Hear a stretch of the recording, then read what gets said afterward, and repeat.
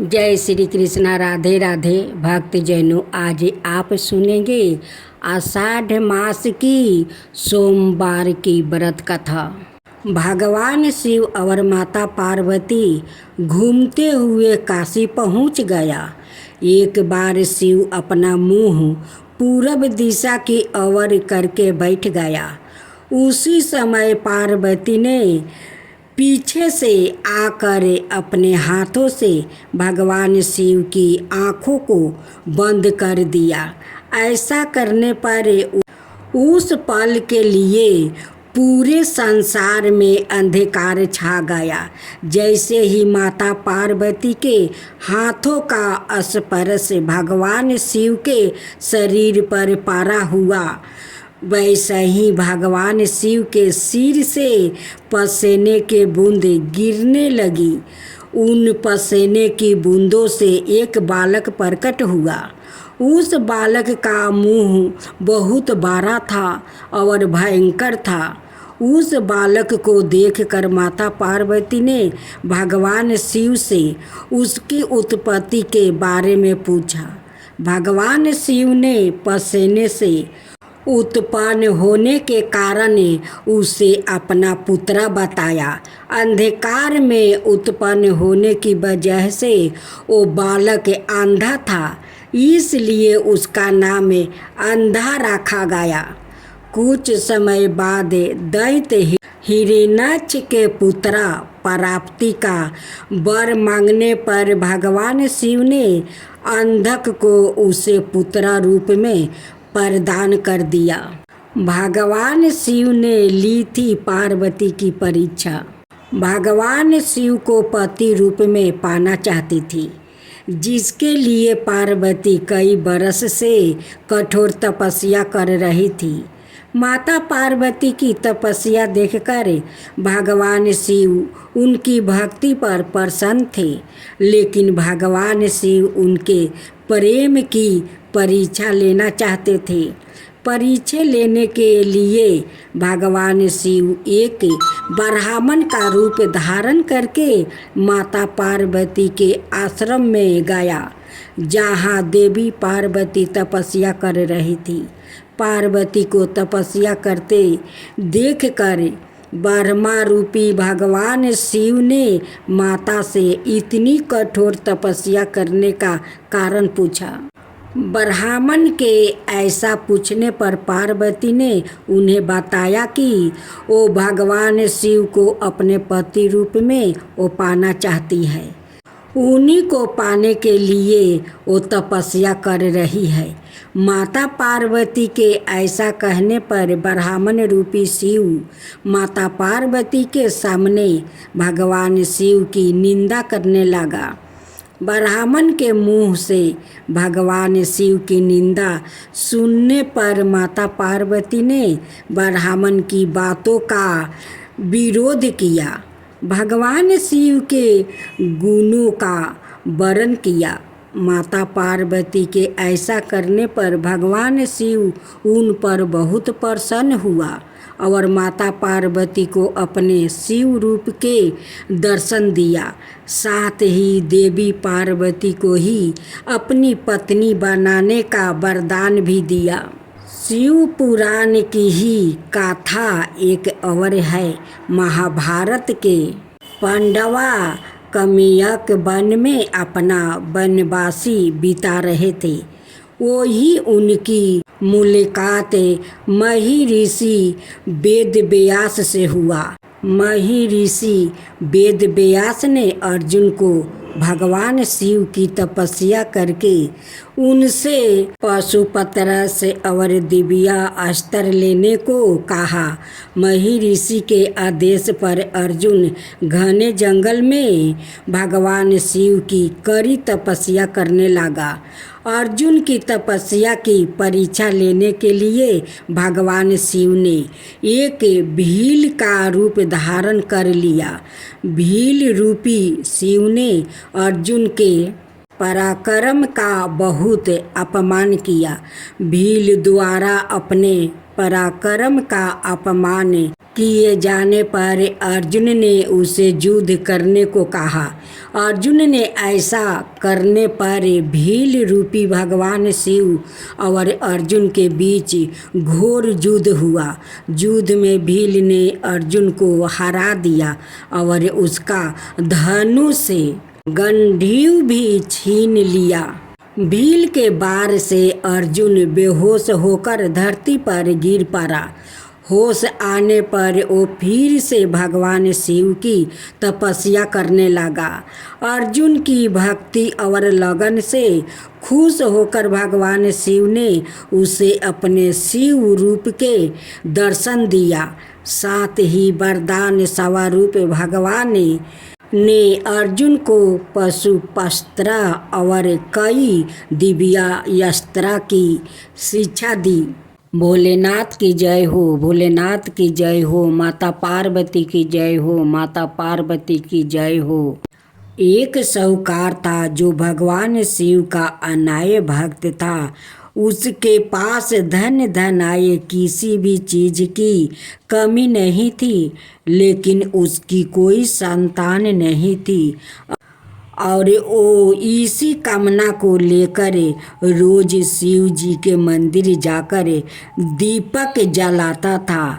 उसके इस भक्ति भाव को देखकर एक दिन माता पार्वती ने शिव जी से कहा कि प्रभु, यह साहूकार आपका अनय भक्त है, इसको किसी बात का कष्ट है तो आपको उसे अवश्य दूर करना चाहिए।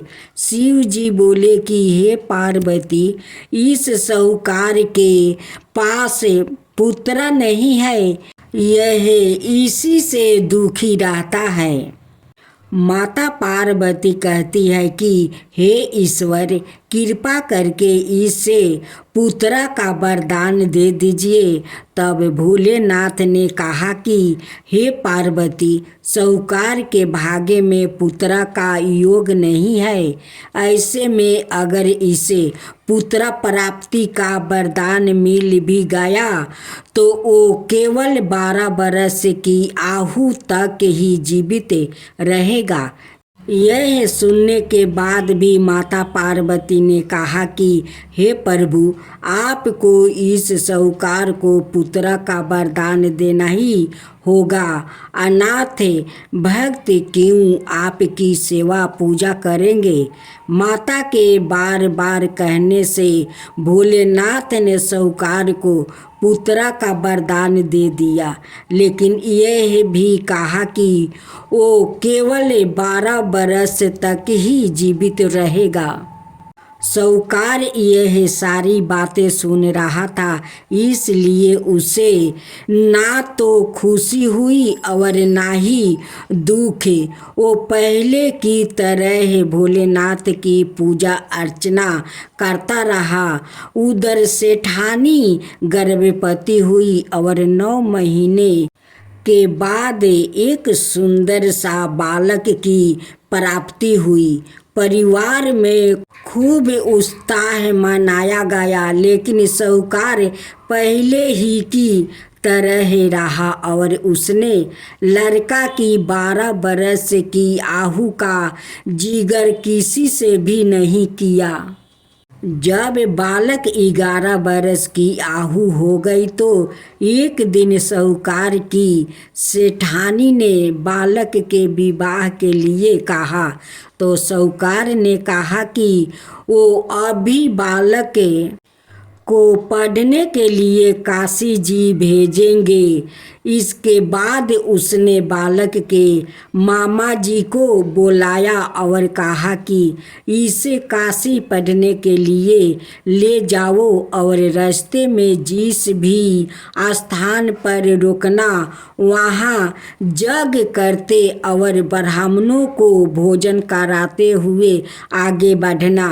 उन्होंने भी इसी तरह करते हुए जा रहे थे कि रास्ते में एक राजकुमारी का विवाह था। जिससे उसका विवाह होने वाला था वो एक आंख से काना था। तो उसके पिता ने जब अति सुंदर साहूकार के बेटे को देखा तो उनके मन में आया कि क्यों ना इसे ही घोड़ी पर बैठाकर शादी के सारे कार्य संपन्न करवा लिया जाए। तो उन्होंने मामा से बात की और कहा कि इसके बदले में वो अथाह धन देंगे। तो वो भी राजी हो गया। इसके बाद साहूकार का बेटा विवाह की वेदी पर बैठा और जब विवाह कार्य संपन्न हो गया तो जाने से पहले उसने राजकुमारी की चदरी के पल्लू पर लिखा कि तेरा विवाह तो मेरे साथ हुआ, लेकिन जिस राजकुमार के साथ भेजेंगे वो तो एक आँख का काना है। इसके बाद वो अपने मामा के साथ काशी के लिए चल गया।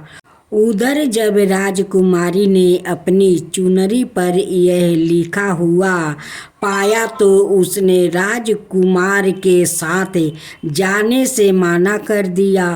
तो राजा ने भी अपनी पुत्री को बारात के साथ विदा नहीं किया। बारात वापस लौट गई। उधर मामा और भांजे काशी पहुंच गए थे। एक दिन जब मामा ने जग रचा रखा था और भांजा बहुत देर तक बाहर नहीं आए तो मामा ने अंदर जाकर देखा तो भांजे का प्राण निकल चुके थे।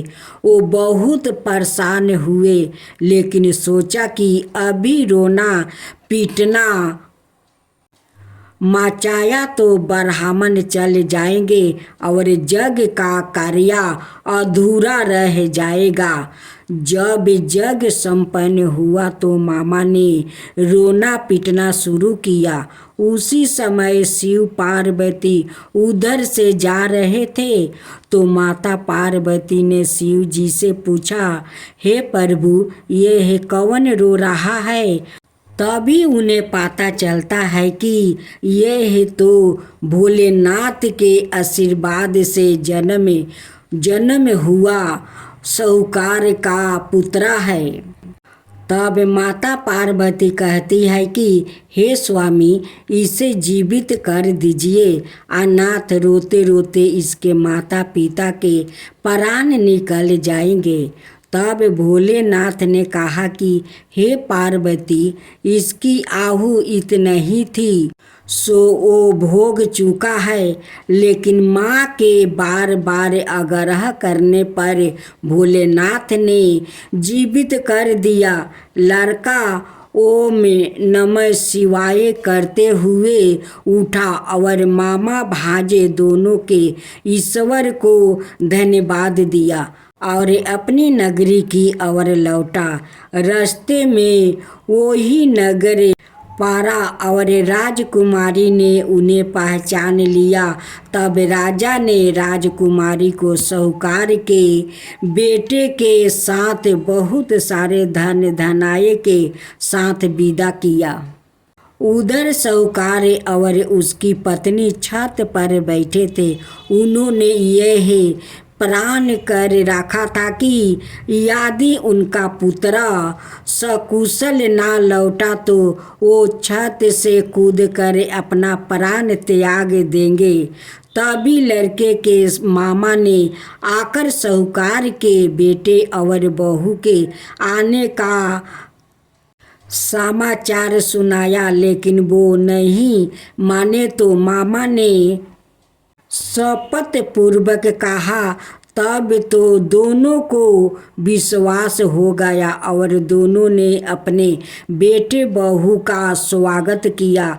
उसी रात साहूकार को सपने में शिव जी ने दर्शन दिया और कहा कि तुम्हारे पूजन से मैं प्रसन्न हुआ। इसी प्रकार जो भी व्याकृत इस गाथा को पढ़ेगा या सुनेगा उसके समस्त दुखों दूर हो जाएगा और मन बचित सभी कामनाओं की पूर्ति होगी। श्री कृष्णा। राधे राधे भक्तजनों, आज आप सुनेंगे सोमवार की आरती और चालीसा।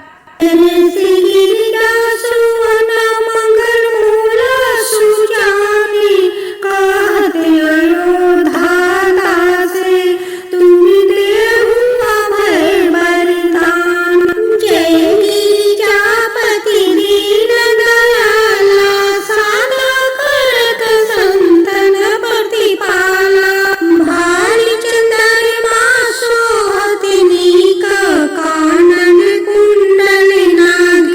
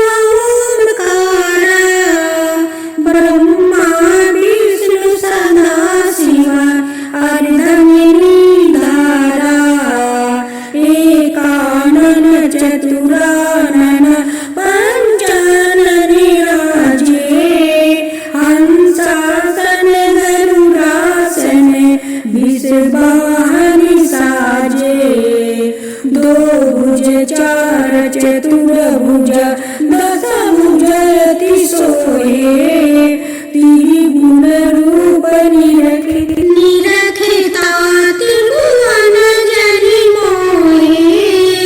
ओम जय शिव ओमकारा, अक्षरमाला वनमाला रुद्रमाला धारी, चंदन मृगमद सोहे, बाले सिसिधारी।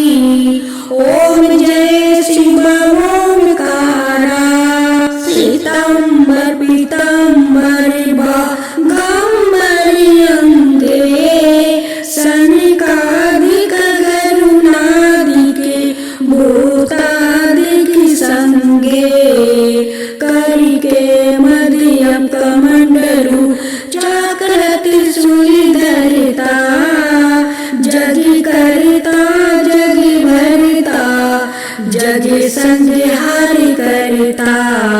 ओम जय शिव ओमकारा, ब्रह्मा विष्णु सदा शिव जानते अभिवेका, प्राण वचन में मध्य में यह तीनों एका। काशी में विश्वनाथ विराजते नंद ब्रह्मचारी, नित उठी भोग लगावते महिमायति भारी। ओम जय शिव ओमकारा, तिरगुण शिव जी के आरती जो कोई नरि गावे, शिव जो कोई नरि गावे, कहत शिवानंद स्वामी मन भजत शिवानंद स्वामी, मन वांछित फल पावे। ओम जय शिव ओमकारा। ओम जय गणेश जय गणेश देवा, माता रति पार्वती पिता महादेवा, एक दंत दयावंत चार भुजधारी, माथे सिंदूर सोहे मूस की सवारी। जय गणेश देवा, माता रति पार्वती पिता महादेवा, पान चढ़े फूल चढ़े और चढ़े मेवा, लड्डुअन का भोग लगे संत कर सेवा। जय गणेश देवा, माता रति पार्वती पिता महादेवा, अंधन को आकृति कोरियन को काया, बाजिन को पुत्र दते निर्धन को माया। जय गणेश देवा, माता रति पार्वती पिता महादेवा, सूर्य शाम शरण्य सफल की जो सेवा, माता रति पार्वती पिता महादेवा। जय गणेश देवा, माता रति पार्वती पिता महादेवा, दीनन की लाज रखो सूर्य सुतिकारी, कमना को पूर्ण करो जाओ बलिहारी। जय गणेश देवा, माता रति पार्वती पिता महादेवा।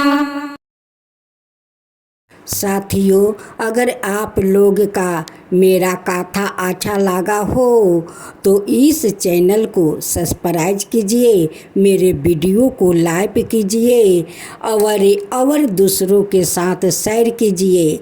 धन्यवाद। यही पर कथा होता है समाप्त।